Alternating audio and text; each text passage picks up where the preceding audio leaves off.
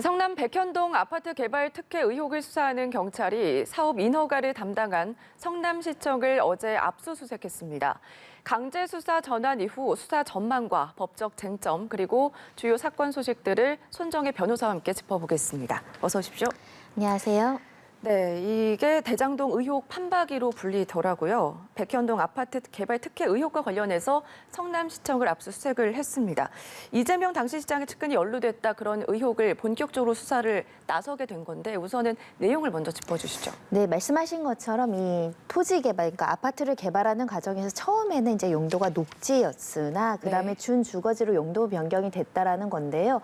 용도 변경이 되다 보면 개발이 굉장히 가속화될 수 있고 개발 이익이 많아질 수 있다라는 장점이 있습니다. 그렇기 때문에 인허가 과정에서의 불법적인 어떤 절차라든가 특히 이제 정치자금 수수, 뇌물이나 이런 것들이 있었느냐 이런 것들을 중점적으로 살펴보지 않을까 생각이 들고요. 그래서 시장시를 비롯해서 도시개발과 포함해서 8곳에 대한 압수수색, 어떻게 인허가가 이루어졌는지 그와 관련한 업무 보고는 어떻게 이루어졌고 핵심적인 의사결정은 누가 했는지에 대한 절차적인 과정도 살펴볼 것이라고 보이는데요. 특히 의혹으로 드러난 것 중에는 이렇게 이제 용도 변경하고 인허가가 이제 순조롭게 가속화되면서 개발 사업을 착수할 때 김모 씨라는 이재명 당시 시장의 측근이 연루됐다는 의혹까지 있습니다. 특히 이 사람은 이 사업에 개입을 하면서 금전적으로도 사업이 이제 성공을 하면서 처음에는 2억 그리고 나중에는 70억까지 많은 이익을 받았기 때문에 혹시 이 사람이 매개로 해서 특혜성 사업에 불법적인 요소가 없는 것인지를 살펴볼 것으로 보입니다. 네, 이게 성남시는 지난달에 성남FC 의혹과 관련해서 압수수색을 받았고 한 달이 지난 지금 다시 강제 수사 대상이 된 건데 앞으로 그렇다면 성남시에 대한 수사는 어떻게 흘러갈까요? 전방위적인 수사가 앞으로 진행될 것으로 보이고 야당에서는 이제 정치보복성 수사라는 반발도 나오고 있는 상황인데요. 한마디로 부동산 시행 사업이라든가 이런 대규모의 아파트 건설 사업 같은 경우는 인허가 과정이 굉장히 중요하죠. 인허가권이 굉장히 경제적인 가치가 크기 때문인데 통상적인 어떤 행정 절차와 법률과 규정을 지키면서 인허가가 됐고 개발 이익이 난 것은 문제가 되진 않습니다.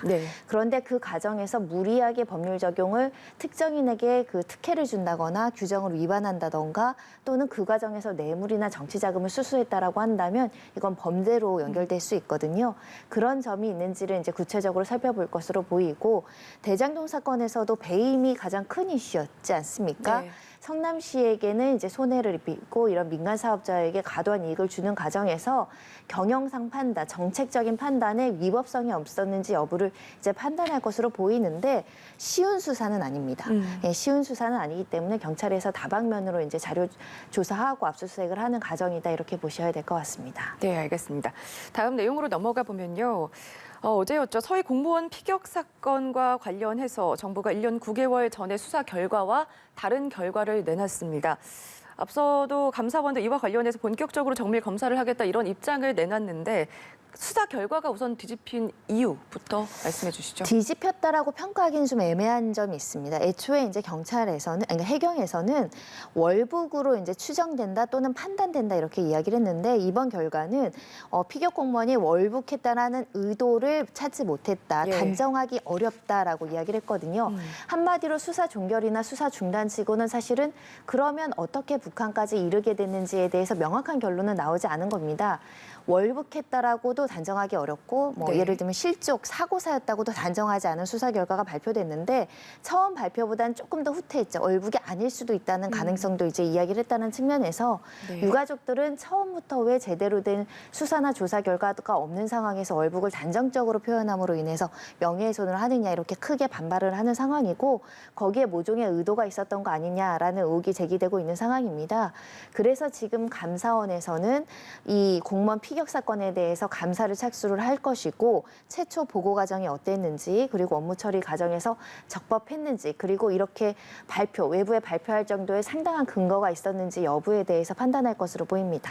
네, 이게 자료 공개 여부와 관련해가지고 지금 이게 대통령 기록물로 되어 있기 때문에 15년간 봉인이 되어 있는 거잖아요. 그렇게 되면 이 기간상에서는 자료 공개가 어렵다고 볼 수가 있는 건가요? 사실상 어려운 측면이 굉장히 많은데 그렇지만 예외적으로 공개할 수 있는 예외 조항도 가지고 있죠.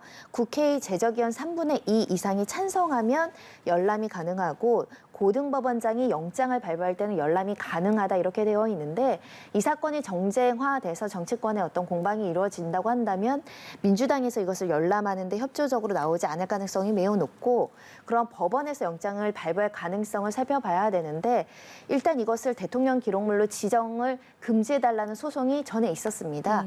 이때 이제 정부 측에서는 뭐라고 주장을 했냐면 이거를 대통령 기록물로 지정을 해서 공개하지 않을 만한 상당한 이유가 있다. 첫 번째로는 이제 첩보 입수 경위라든가 군사 작전을 어떻게 우리가 수집하고 이런 문제가 생겼을 때 군이 어떻게 비밀을 취급하거나 이것을 보고하는지에 대한 자료들이 포함되어 있어서 이 민감 정보가 있어서 공개하는 게 어렵다라는 취지로 주장을 했고 그래서 대통령 기록물에 지정이 된 상황이거든요. 그런데 고등법원에서 더 다각도로 면밀하게 심사를 했을 때 이거를 공개한다고 하더라도 국가의 안보에 치명적인 또는 상당한 불이익을 주지 않는다라는 평가가 있으면 영장이 나오는 것이거든요. 현재로서는 이 첩보 입수 경위에 대해서 굉장히 우리나라로서 민감한 군사 정보인지 아니면 그래도 일부 공개돼도 상관없는 정보인지는 저희가 규범적인 사법적인 판단이 어떻게 나올지는 예단하기는 어렵지만 통상적인 관례상으로는 사실 대통령 기록물로 지정이 되면 공개하지 않는 관례가 훨씬 많았던 것은 사실입니다. 네, 이게 공개가 된다면 수사가 조금 속도가 붙을 것으로 보이는데 대통령실의 입장도 지금 제한된 내용을 토대로 공개를 하겠다 말한 바가 있거든요. 앞으로 그러면 어떤 식으로 접근을 해야 될까요? 일단 정보공개 청구 소송을 통해서 유족들이 일부 승소한 내용이 있었습니다. 그러니까 정보공개 대상은 3가지였는데요. 첫 번째는 아까 말씀드린 것처럼 북한군의 감청 내용이 담겨있는 파일. 그리고 두 번째로는 동료들이 그 상황에 대해서 어떻게 진술을 했는지에 대한 9명에 대한 진술 조서. 그리고 그 당시에 이제 어떤 보고라든가 군 내부의 그 보고서 같은 거를 공개해달라고 유족들이 요청을 했는데 북한의 감청 파일 이외에는 공개를 하라는 게 1심의 판단이었고 이번에 정부의 상소를 취하해서 그 부분이 확정된다라고 한다면 향후에 사건 당시 이제 군 내부의 해경 내부의 보고나 지시 사항들은 공개될 가능성이 매우 높습니다. 그리고 그 동료 직원들이 9명의 진술 조서 그 당시 구체적인 상황도 공개될 가능성이 있어서 지금 수사가 중단되거나 종결이 됐는데 사실 수사가 좀 미완된 부분이 있죠. 그럼 도대체 왜 북한으로 가서 그런 안타까운 죽음에 이르게 됐는지가 결론이 나진 않았습니다. 이 실체에 조금 더 접근할 수 있는 자료들이 공개된다고 한다면 조금 더 유가족들이 이제 설득 가능한 내용이 나올 수도 있고 아니면 또 다른 논란이 제기될 여지도 있습니다. 네, 뒤늦게 수사의 속도가 붙은 만큼 진상규명이 앞으로 어떤 식으로 접근을 해서 어떻게 밝혀질지 한번 지켜봐야 될 것 같습니다. 다음 내용으로 가보면요. 행안부 내에 사실상 경찰국을 설치하는 방안을 추진하고 있다. 그렇게 된다면 31년 만에 다시 정부의 직접 통제를 받게 되는 상황인데 이 최종 권고안을 21일에 발표하겠다고 했습니다. 우선 어떤 내용인가요? 행안부에서 경찰 통제 권한을 조금 더 갖겠다라는 취지로 이런 여러 가지 권고안을 마련하고 있는 것 같은데요. 행안부 장관의 사무라는 것, 어떤 일을 할 수 있느냐가 이제 장관 사무에 포함되는데 여기에 사법경찰이라는 업무를 포함시킨다라는 겁니다. 이것이 가지는 의무는 행안부 장관이라는 그러니까 행정부가 이 수사 경찰의 수사나 이런 것들을 관리하거나 지휘할 수 있는 권한이 생길 수 있다라는 겁니다. 그러니까 지금 이제 경찰에 대한 어떤 통제는 일부 검찰에서 하게 되고 경찰이 한 수사에 대해서 법원에서 여러 가지 판단을 하거나 이런 통제가 가해지는 상황인데 거기에 더불어서 행안부 장관도 구체적인 수사에 대해서 개입할 여지가 있기 때문에 지금 경찰 내부에서는 경찰의 독립성을 이제 해친다. 이 어떤 여러 가지 이제 독립성을 해쳐서 경찰 제도에 대해서 후퇴시킨다라고 반발이 나오고 있는 상황이고요.